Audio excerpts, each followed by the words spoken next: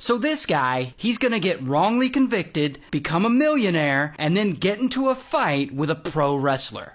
Now the guy, his name's Chris, and Chris is 20 years old and he just wants to live his life to the fullest. So he goes to a party one night out by the river with a bunch of his friends, including this girl, Angie. Now unfortunately, the next morning after that party, Angie is found unalived in her apartment. And then 6 months later, bam, police bring in Chris for questioning, since he was at the same party with her the night before. So they question Chris, and they ask him if he was involved in the murder. And Chris is like, no, but police don't believe him, and they take a DNA sample from him. Then, after a few more interviews, police still believe that Chris had something to do with Angie's murder. So they get a warrant, and they arrest him, and they bring him in, and they grill him for hours. And they're threatening him with prison time, and they're telling him that they have evidence against him, even though they don't, because by now the DNA results have come back, and the DNA of the killer is not a match with Chris's DNA. Oh, but that doesn't seem to matter, because police are still convinced that he is guilty. And poor Chris, at this point, he doesn't know what to do. He knows he didn't unalive anyone, but police won't let it go. And they interrogate him for a total of 28 hours over multiple sessions. And ultimately, they offer him immunity if he confesses to being involved in the murder. So Chris, with no other option, he confesses, thinking he'll get immunity and that police will finally leave him alone. Well, guess what? Police don't leave him alone. In fact, they straight up void his immunity agreement, and they charge him with first-degree murder. So Chris goes to trial, and the only real evidence they have against him is the confession he was tricked into giving. So kaboom, he gets convicted and he's sentenced to life in prison. And yeah, this sucks for Chris because prison is hard for him. And so he files appeal after appeal, but his appeals just keep getting rejected one after another. And more than 10 years go by, and he's still there in prison, miserable, suffering in a cell. And he wants nothing more than to get out so that he can finally live his life to the fullest. But then, one day, something crazy happens. A non-profit learns about his case, and they get involved. They're called the Innocence Project, and they help people who they feel were wrongly convicted. So they get involved, and they push for further DNA testing, because DNA analysis had improved so much over those 10 years. And around the same time, Angie's own mother, this woman, Carol, she also starts to believe that Chris had nothing to do with Angie's murder, and she starts to advocate for him. And then eventually, after years of working on this, they convinced the district attorney to reduce Chris's sentence to time served. Meaning finally, after spending 20 years in prison for a crime he didn't commit, Chris is a free man. And then 2 years later, they use DNA technology to identify the actual killer, and they arrest him, and he confesses, and Chris is totally exonerated.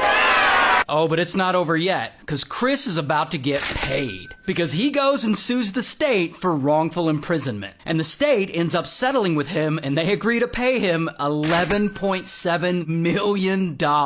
Meanwhile, Chris, he gets involved with the Innocence Project. And he's traveling around the country, giving lectures and speeches at universities, trying to help others who were also wrongly convicted. I mean, and it looks like Chris's life is really starting to turn around.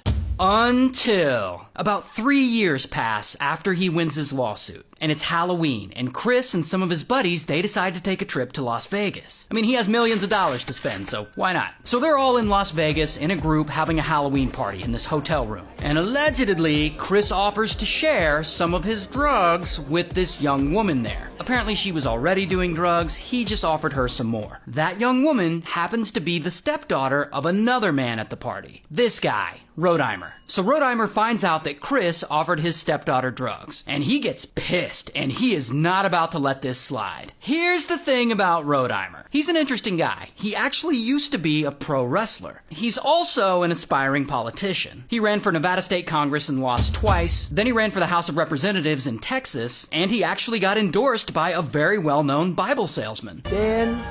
Rodheimer. But regardless, Rodheimer still lost his election. Anyway, at the party, Rodheimer finds out that Chris offered his stepdaughter drugs, and he gets really pissed off. Now, some of this next part is alleged, and I'll explain why in a second. Now, allegedly, Rodheimer hears what Chris did, and he rushes over to him, and he confronts him, and he gets all up in his grill, and he says, "If you give my daughter any of that, I'll f***ing kill you, allegedly. Then, of course, they get into it. And Rodimer, he tackles Chris, and Chris falls and hits his head on an end table. Then, when Chris is down, Rodimer starts punching him over and over again. And finally, he starts choking him. And that is when Chris stops moving. And at some point, someone calls 911 and Chris is rushed to the hospital. And there, he fights for his life, but ultimately, after a few days, he passes away. He had only been out of prison for about 6 years. So police investigate and they put out a warrant for Rodimer's arrest. And the next day, he turns himself in. Here's his mugshot. And the trial over this is still ongoing, which is why I said allegedly when I was talking about the fight. Either way,